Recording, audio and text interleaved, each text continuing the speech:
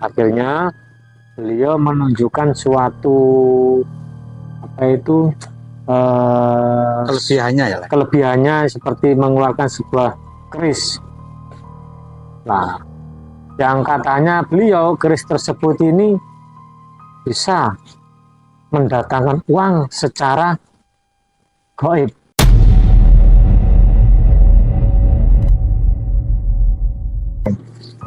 Tapi itu karena saya saking senengnya, wah ini bener-bener bisa orang ini kalau begitu. Hebat betul ya mendatangkan uang dengan cuma cara begini. Waktu itu Ubo Rampe itu kalau nggak salah saya habis nggak nyampe 1 juta Kang Odeng. Setelahnya itu nggak ada 5 menit itu di dalam kardus itu sudah penuh dengan uang ratusan ribu.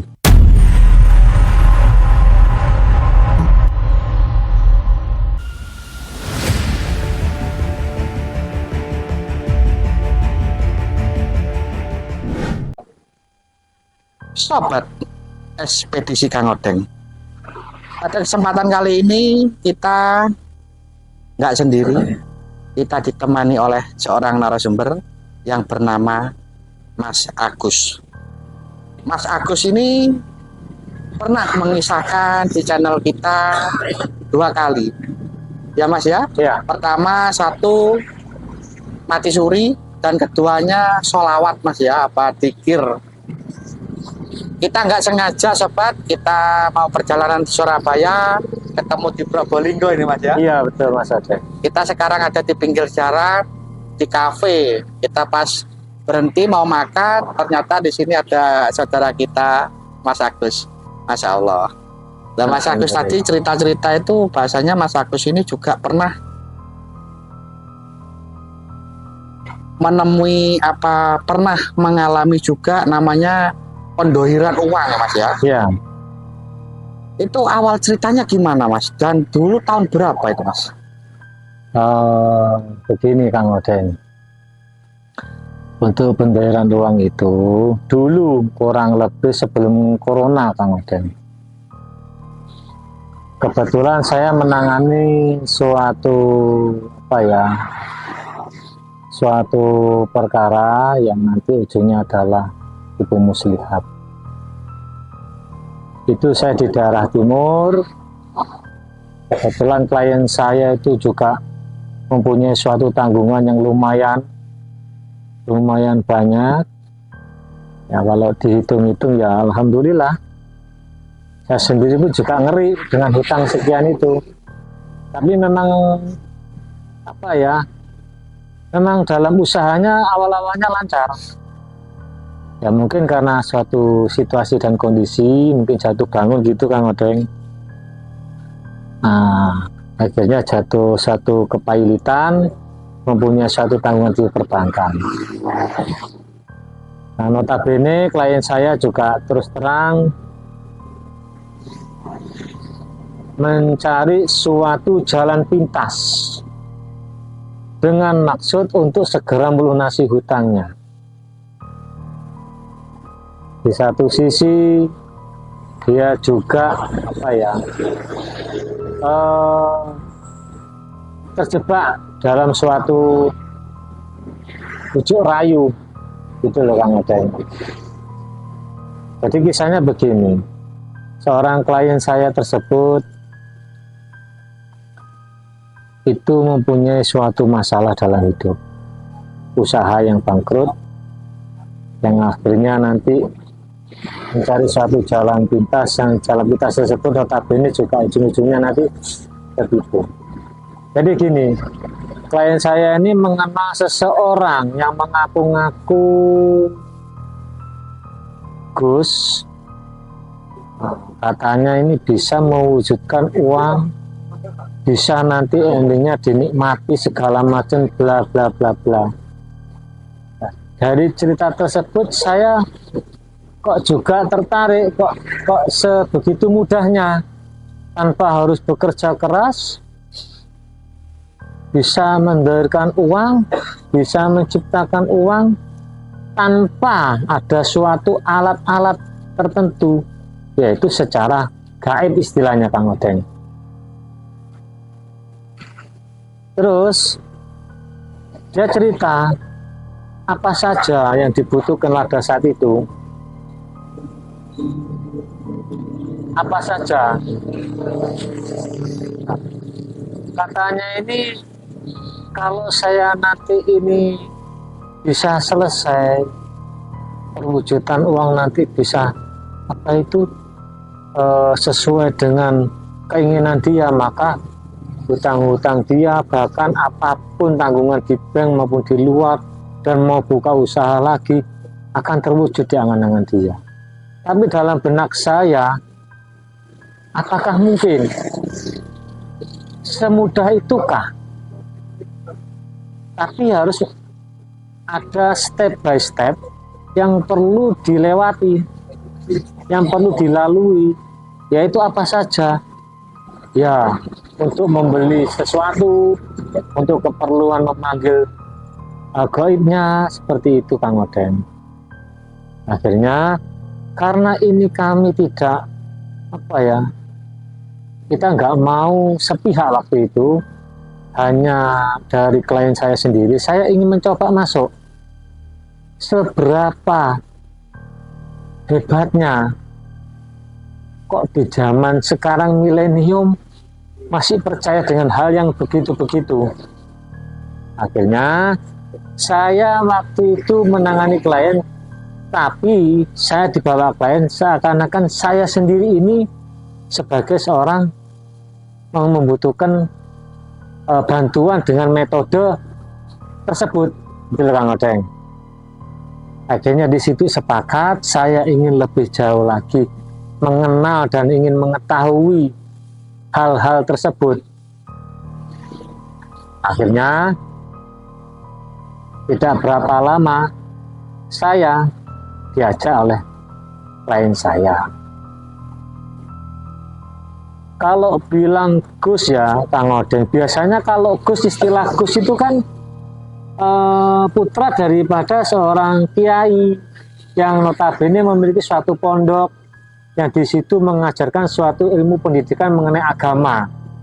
Kan betul Kang Odeng? Nah, yang lebih menjadi saya waktu itu ya sedikit agak ragu dan bingung. Saya datang itu kok tidak ada pondok, kok tidak ada santrinya. Tapi ya sudahlah, namanya juga ingin tahu bagaimana metode-metode yang dia bikin gitu loh Kang Odeng.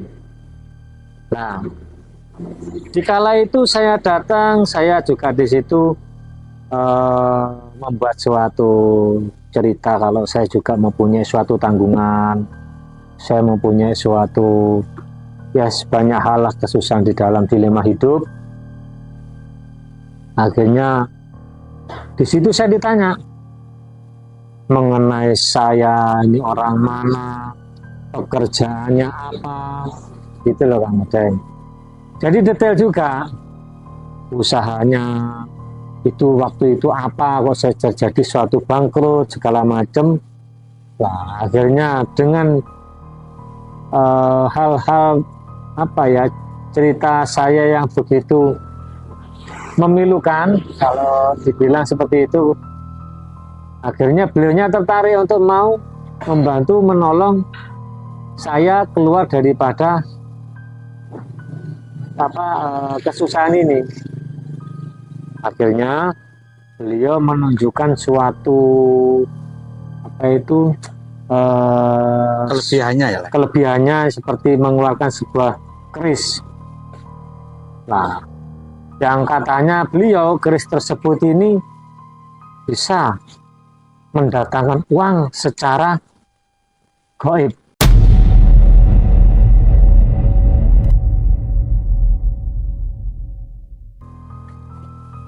Nah, oke, dengan waktu itu keris dibikin ya mantra-mantra, jampi-jampi dengan peralatan kebutuhan seperti sesajen, Kang Odeng. terus sampai segala macam. Nah, di sini saya menunggu kurang lebih 30 menit. Itu di rumahnya beliau apa di mana? Di rumahnya beliau dulu waktu itu. Dan di rumahnya beliau itu saya juga takjub Kang Odeng. Saya waktu itu suruh membawa beberapa kardus, mau aqua boleh, mau kardus rokok gudang ke apa ya, rokok rokok lah ya yang besar itu loh. Maaf saya nggak mau menyebutkan nama itu. Yang kurang lebih kalau ukuran TV 21 in lah Kang Odeng. Waktu itu karena saya saking apa ya, senengnya, wah ini bener-bener bisa orang ini kalau begitu. Hebat betul kan mendatangkan orang dengan cuma cara begini. Waktu itu ubur rampe itu kalau nggak salah saya habis nggak nyampe 1 juta Kang Odeng. Setelahnya itu nggak ada 5 menit itu di dalam kardus itu sudah penuh dengan uang ratusan ribu.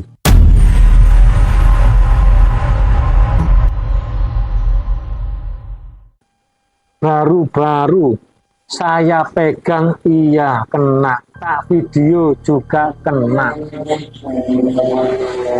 Terus waktu itu juga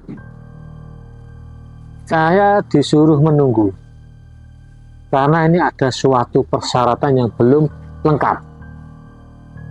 Kalau nanti sampai ini diambil lebih awal tanpa ada persyaratan yang lengkap, maka ada sesuatu yang katanya notabene nyawa yang hilang.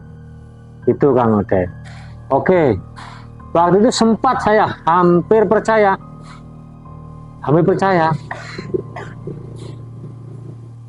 Lama-kelamaan beliau mengajak kita ngobrol. Ini apa saja nanti yang dibutuhkan persyaratannya. Sebenarnya persyaratannya mudah, tapi susah carinya. Gitu loh. Dan itu nggak akan mungkin seperti saya waktu itu disuruh mencari dupa seriti. Ya dupa seriti lah, aku sendiri nggak pernah ngerti dupa seriti. Akhirnya dupa cap seriti. Iya, dupa cap seriti. Sama minyak, kalau enggak minyak Ja'faron Holland. Nah, dalam benak saya Ja'faron Holland. Namanya Holland kan Belanda. Apakah pernah Belanda menciptakan suatu minyak untuk tersebut? Nah, dupa seriti. Sampai saya menghubungi teman-teman itu, dupa seriti memang ada, tapi itu sudah lama sekali nggak buka gitu, sudah tutup. Pabrik tersebut itu bukan pabrik, home industry, rumahan Bang Odeng, nggak ada. Disitulah saya akhirnya sempat tergiur gitu loh Kang Odeng. Tapi uang itu sudah wujud ya? Wujud, itu 4 kardus insya Allah kalau nggak salah. 4 kardus yang kardus TV 21 in, kardus rokok itu. Tapi bener itu asli ya uangnya juga? Asli, saya cek asli. Saya pegang, bahkan saya UV. Pakai apa itu, sinar UV itu, asli. Saya video bisa kok. Tapi rucah uang itu ya? Sebagian rucah. Dan sebagian juga masih ada bendelnya. Dan merek bank-bank tertentu. Bang Odeng. Akhirnya sempat tanya lagi, terus ada nggak persyaratan yang bisa apa itu di lain itu, di lain yang disebutkan tadi, apa boleh? Ya dicoba dulu. Lah kebetulan rumah saya jauh, apakah bisa ini barang ini, uang ini dikirim ke rumah saya, berpindah tempat? Jangan khawatir Bapak, saya nanti ke rumah jenengan, saya ciptakan di sana lebih banyak. Nah, karena beliaunya juga menyanggupi hal tersebut, maka saya undang ke tempat saya. Saya undang ke tempat saya. Di situ saya diminta lagi suatu ubur rampe. Waktu itu di rumah saya siapkan kardus lagi Kang Odeng itu sebanyak 10. Jadi full di kamar itu.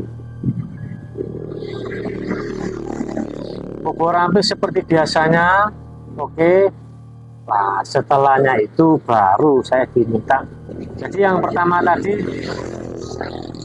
beliau minta dupa seriti. Dan yang kedua ini lebih konyol lagi. Lebih konyolnya di sinilah titik temu daripada penipuannya, unsurnya Kang Odeng. 10 kardus Kang Odeng, bayangkan kalau saya ngitung satu kardus itu mungkin ya 2 miliar lebih Kakak. Itu full semua juga. Full semua uang itu. Bahkan maaf ya sobat jaga fishing karena di pinggir jalan raya ya. Jadi di situ bahkan istri saya waktu itu dan mertua saya takjub. Masya Allah, ini uang kok banyak sekali, dari mana? Ini kalau saya bilang penipuannya sih, tapi ada uang itu. Nah, tapi untuk realitanya, untuk bisa dinikmati, ini harus apa dan harus bagaimana, kan begitu Kang Odeng. Terus cara dia untuk ritual apa mendoirkan uang itu gimana caranya? Dia mempunyai suatu alat, keris, entah itu apa namanya, alat tersebut, terus ya segala macam lah, sesajen, apa ya burampe segala macam ritual-ritual seperti biasanya, bunga, kelapa di situ saya lihat banyak sekali, itu mungkin habis kurang lebih 1 juta. Terus itu beliaunya ini kan diundang ke rumahnya Mas Agus ya. Apa itu di kamar sendirian apa bersamaan berjamaah waktu pendoiran uang? Bersamaan, langsung duduk bersama. Kardus itu pertama kosong. Saya yang Naruh itu. Saya mendatangkan kardus itu, saya yang naruh sendiri. Setelah itu dia minta kain untuk menutup di atas kardus tersebut. Tapi sebelum kardus itu tertutup kain itu terbuka semua. Jadi bukan kardus ditutup, tidak. Kita lipat ke dalam kardusnya. Jadi kelihatan kosong ruangan kardus tersebut. Itu ada 10 Kang Odeng. Kebetulan kan ruangan saya juga di rumah kan seperti gudang nih, bersih, kosong, nggak ada apa-apa. Saya ingin tahu lebih detail lagi, maksud saya begitu Kang Odeng. Terus kain tersebut saya suruh beli kain mori putih. Akhirnya saya beli kurang lebih 10 meter. Suruh naruh di atas kardus tersebut tertutup oleh kain. Tidak berapa lama itu ya seperti angin. Tahu-tahu si kain tadi ini seperti terbang. Lah padahal di suatu ruangan tertutup Kang Odeng. Dan itu tidak ada angin di situ. Bahkan kipas angin itu tidak ada di rumah saya. Begitu seperti gudang. Tapi kain tadi bergerak. Naik ke atas sebentar, turun. Lah di situ semua kardus terisi uang. Dan terjadi lagi. Jadi saya nggak ingat waktu itu di rumahnya beliau. Wah, takjub sekali. Nah, di situ simpelnya akhirnya ini mulai dimainkan trik. Triknya apa? Minyak. Wah, kalau sekian banyak Pak, kalau kemarin itu cukup dengan dupa siliti selesai. Tapi setengah mati nyari dupa siliti itu tidak ada Kang Odeng. Sampai saya menghubungi teman-teman, ayo, sampai pabriknya dupa. Bahkan di Cina pun, sampai di Bali saya menghubungi teman-teman, tidak pernah tahu dan ngerti dupa seriti. Nah, akhirnya ya sudah, kalau itu kan waktu di rumahnya beliau. Yang ini sekarang yang kita nyaksikan yang di rumah saya. Wah, ini ya juga mubadir lah ya, eman-eman lah, wah sudah 10 kardus loh. Bayangkan satu kardus 2M kali 10 kardus. Apa enggak 20? Enggak ada 1 hari bahkan tidak ada 2 jam kita bisa kaya raya mendadak. Di situ akhirnya ini persyaratannya daripada beliau minta minyak yang namanya kalau nggak salah waktu itu Ja'faron Holland. Saya masih ingat sampai sekarang saya, Ja'faron Holland. Terus saya tanya, sampai di Surabaya kan ada itu tempat jualan minyak di Ngampel ya kalau nggak salah. Sampai teman-teman juga tak libatkan kembali, saya telepon di mana tempat minyak yang segala macam apa yang Ja'faron, apa Misik ya, golongannya itulah Kang Odeng. Semuanya pun menjawab tidak pernah tahu dan tidak ngerti Ja'faron Holland. Saya juga berpikir namanya Holland ini kan Belanda. Apakah pernah negara Belanda menciptakan minyak Ja'faron? Nah, di situ akhirnya beliaunya bilang, Bapak kalau mau ini ada teman saya. Nah di sini ada mungkin kalau 10 kardus ini Pak, cuma kita butuh berapa mili. Tapi ya gitu Pak, berhubung minyak ini langka, Bapak nanti mau nggak gantiin minyak tersebut? Ini ada teman saya punya, tinggal dikit itu udah kaya raya. Dia bilang seperti itu. Nyampe berapa Pak? Gak mahal Pak. Kalau dibandingkan dengan ini tidak mahal Pak. Berapa itu Pak? Kurang lebih kalau per miliknya nih Pak, kalau nggak salah nih, antara 100 sampai 200 juta. Ya mungkin dia melihat ini apa kinerja saya, rumah saya, mungkin dilihat wah, mungkin saya dihantam dengan harga sekian gitu loh Kang Odeng. Akhirnya kan kalau 2 mili katakanlah 100 kan 200 juta Kang Odeng. Udah gini aja Bapak. Waktu itu saya bikin yang punya minyak suruh ke sini. Minyaknya untuk ikan ini nanti kita 50-50, 5 kardus buat kamu, 5 kardus saya. Bapak tak kasih rumah saya di sana, tak kasih bonus. Karena saya sukses ditolong, itu harga rumah saya kurang lebih lumayan lah. Saya nggak mau nyebutkan berapa harganya. Nggak mau. Dia ngeyel ya, kalau dalam benak saya, kenapa enggak? Kalau cuma pilih 200 loh Kang Odeng, ini 5M loh, 10M kan 5 kardus, 10M. Ayo, oh halah kalau orang nggak mau, kan begitu tuh Kang Odeng. Nah, disinilah akhirnya saya bongkar. Saya ingin tahu kejelasannya betul. Mumpung ini di tempat saya. Akhirnya saya datangkan seorang yang punya wewenang hukum untuk mempertanyakan lebih autentik lagi gitu Kang Odeng.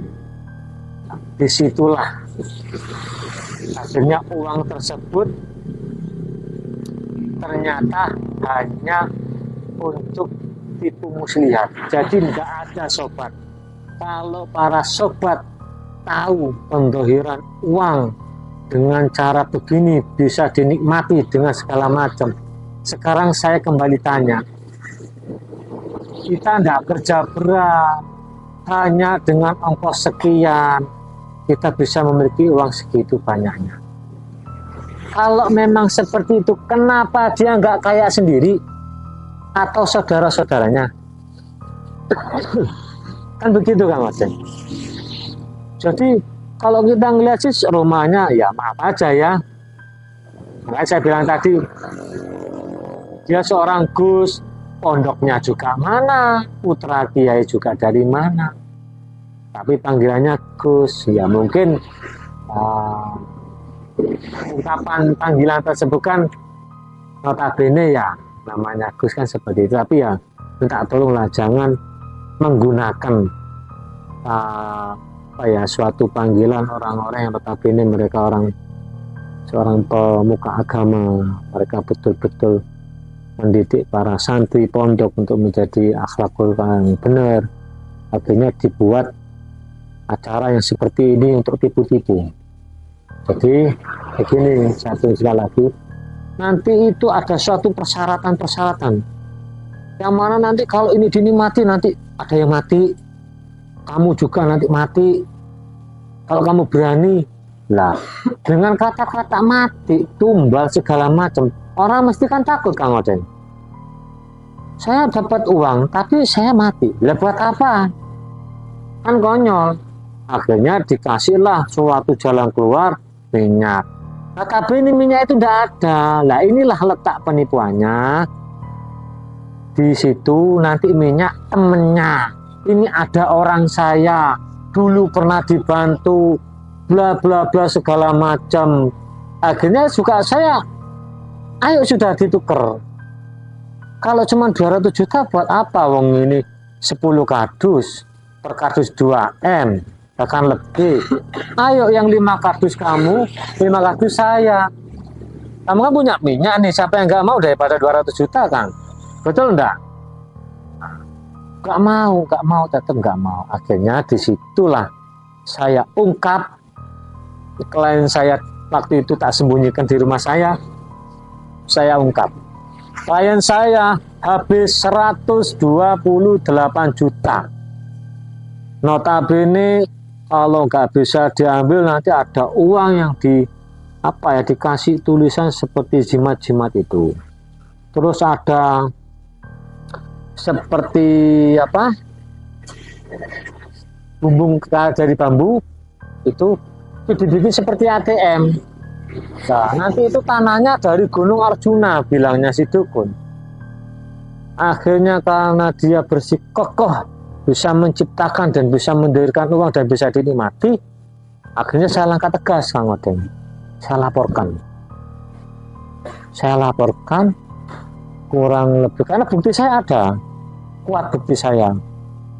Dikala nanti terakhir klien saya ini karena jadi triknya pinter, Kang Oden. Mereka membuat pengajian kalau setiap si calon korban tadi pesugih penggandaan uang itu nanti kalau bagaimana ini Gus jalan sebentar nunggu, ini persyaratannya nanti harus pakai kepala sapi, ini harus pakai kepala kerbau, ini nanti minyaknya kurang ini. Nah, ini akhirnya seperti ATM, ini orang dijadikan ATM. Namanya orang nggak ngerti, Kang Oden. Yang ngasih aja lah uang. Nah, bodohnya lagi mereka itu mau menerima dengan transfer. Konyol. Terus itu kan di kamarnya Mas Agus itu kan 10 kardus ya? 10 kardus. Itu isinya full uangnya? Full semua. Terus uang itu gimana? Habis itu, Mas? Nah, habis itu kan saya disuruh nyari minyak. Nah, karena itu kan akhirnya dalam percakapan kita semalam suntuk di solusi itu, dia juga sempat telepon, ya itu tadi temannya ada. Nah ini katanya tinggal 4 mili kalau nggak salah, per milinya itu 100 sampai 150 juta, Kang Oden. Ya kan saya bilang tadi, ayo kalau memang itu sekian, suruh ke sini temenmu. Karena saya nelpon teman-teman saya itu nggak ada Ja'far Holland. Jadi mereka mencari-cari barang yang memang nggak ada. Ada pun cuma dia yang ngerti.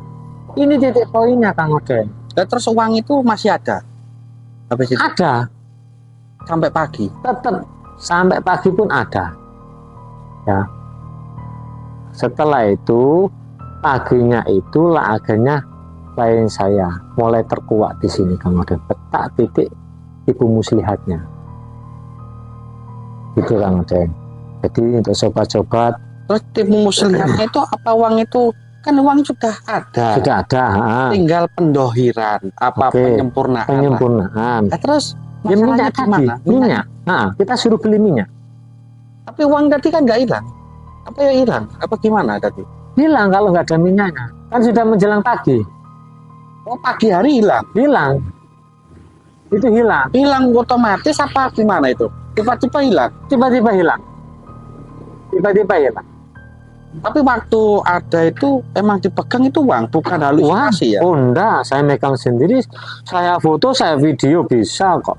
Bener-bener uang ya? Uang asli saya UV, iya ada uang, betul. Gak main-main. Tapi hilangnya dari mana itu? Kalau menurut panjenengan? Kalau saya ini tadi suatu apa ya fenomena, namanya fenomena gaib. Saya meyakini gaib ada Kang Oden, memang ada. Nah, di sini kan disalahgunakan Kang Oden. Ya untuk itu tadi minta dana sekian untuk ini, yang kedatangan notabene tidak ada. Sejatinya uang itu juga biarpun bisa didohirkan, tapi nggak bisa dinikmati, maksudnya gitu Nggak ya? bisa dinikmati. Tapi uang itu ada, tapi nggak bisa dinikmati. Seperti bermain sulap. Tapi kalau sulap kan ada yang memakai suatu trik ya, trik. Kalau menurut sampean kan Kalau ini trik real, apa ilmu? bukan trik, ini adalah ilmu.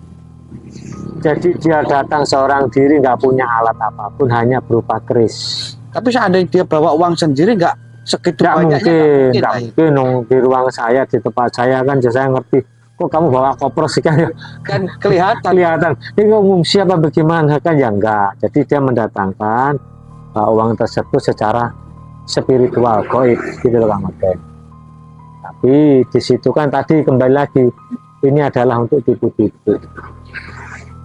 Nanti kalau nggak gitu kita disuruh mencari minyak apa, air merah delima, terus kita nanti diminta apa itu seperti boneka kecil itu loh Kang Oden, yang rambutnya panjang ada kukunya itu loh. Oh, jenglot. Karang. Nah, berdarah karang itu.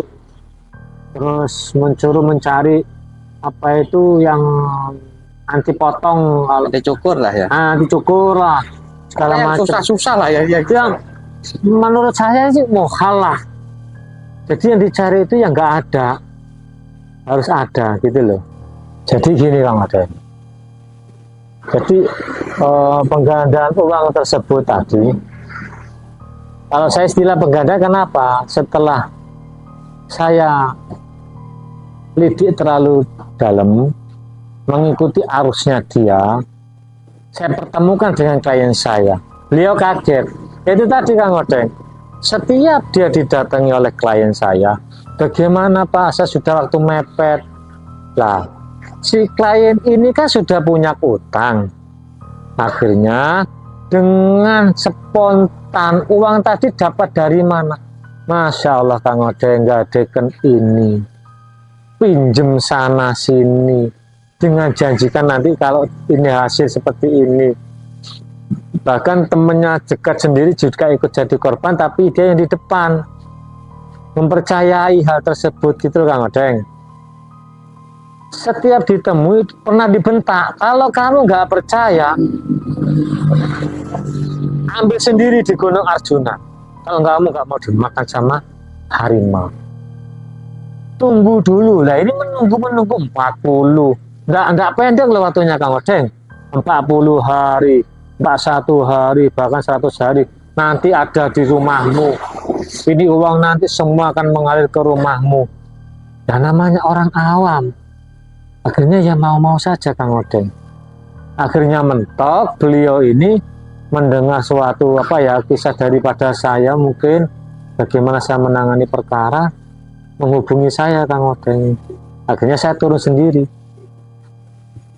Awalnya memang saya percaya, saya takjubkan apa, loh kok bisa dengan hanya hitungan menit 10 kardus penuh dengan uang asli.